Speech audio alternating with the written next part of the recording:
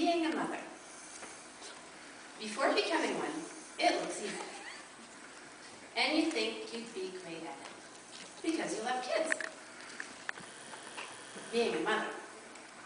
After having kids, you look at your own mother, single moms, mothers of large families, and families with special needs children, and you think, how in the world do they keep it all together?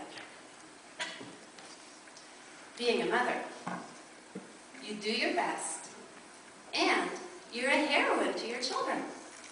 They love you unconditionally, even though some days you certainly don't feel like you're a heroine. Every mom boasts about her own brood. For example, this is one thing I can say. My children are very mature. They started their terrible twos at 1.5. That's a whole 6 months early. We all have our stories, and I certainly enjoy hearing anecdotes from other mothers and recounting my own. Speaking of which, this happened 2 weeks ago. At bedtime, while I was putting Olivia down, Nathan was reading Liliana's story. She just got a new Bible for her birthday, and she always requests the story from it before bed. As I snuck to her bedroom door, this is what I heard. Cinderella, wash the floors, and dust the drapes, and clean the windows, and finish the sewing, snapped a cruel stepmother. That's just like my mom, he told Lydia. I hope he was referring to Cinderella doing all the work, and not the cruel or evil stepmother.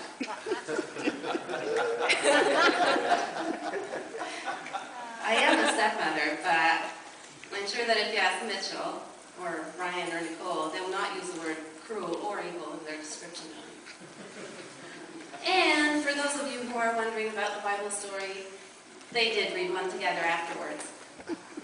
However, I think that Cinderella is still one of your favorites, Lillian, isn't it? Yeah.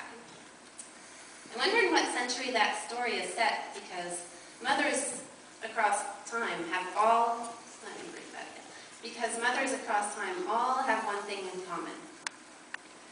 They're mothers. Yeah, I'm in the generation that has the most conveniences.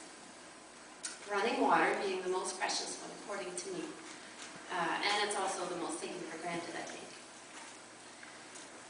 Last weekend, Nathan planted a small orchard of cherry trees. Of course, it had been so dry that we had to water them. But our hose didn't reach, so I had to carry water for every tree. And after giving all our trees a drink, I told my husband, just call me Rebecca, pretending that the trees were camels. I also have to mention electricity as a convenience that we don't think about very often. It fuels most of the other things we cherish as mothers, such as washers and dryers.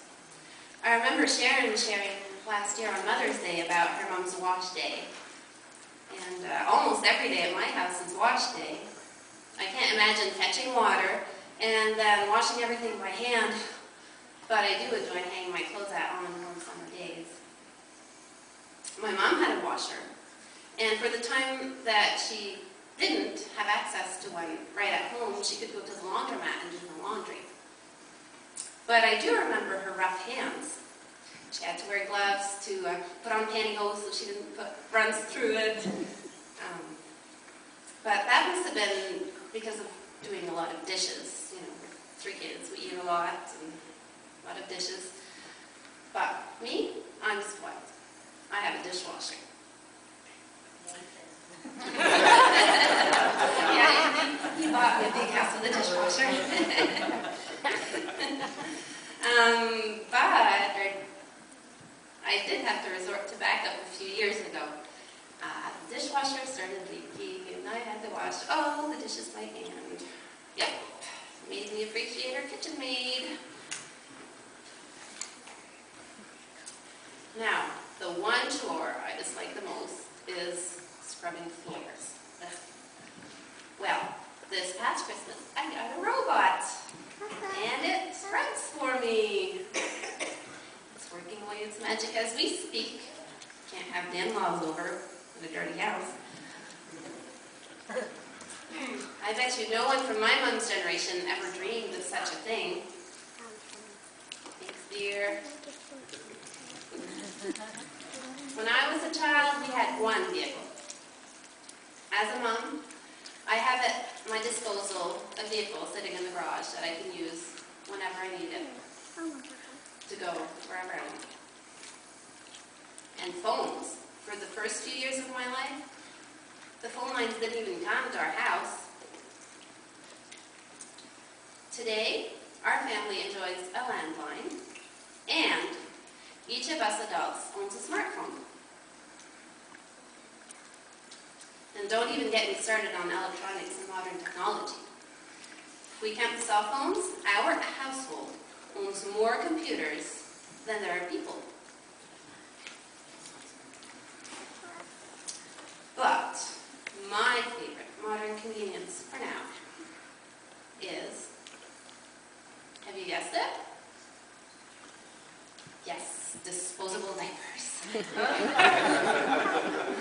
Generations of the past used cloth, and my mom only felt the throwaway kind when we went out. They were a luxury. I say they're my favorite for now because this is an exciting time in Olivia's life. We are potty training, we do potty training dance. Feet in the pot, we feet in the pot.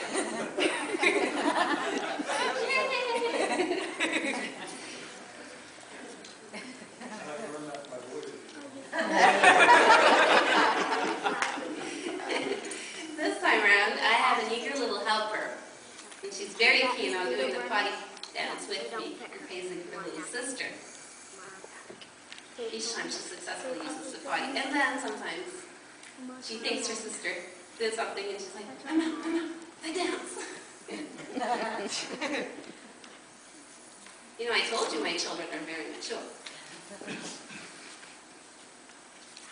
And as far as being a heroine, I know I am one, despite the fact, you know, you guys might think I'm a little proud, but sometimes I don't feel like I'm a heroine, and I get upset, and because I feel that my children should be responding faster, and they aren't. But even though sometimes I have to lay the law down, I know that Liliane still loves me very, very, very much because I'm in her artwork probably about 90% of the time. You can tell it's me because she always has like really long, brown, curly hair.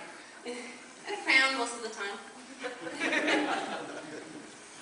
And then I get tons of cuddles from her and Olivia, and I just really, really cherish them because I know as they grow up, they probably won't want to be seen kissing me or hugging me. So, you know, regardless of the era that, you know, I'm bringing up my children in, or that you brought up your kids, you know, as they say, once a mother, always a mother. Happy Mother's Day.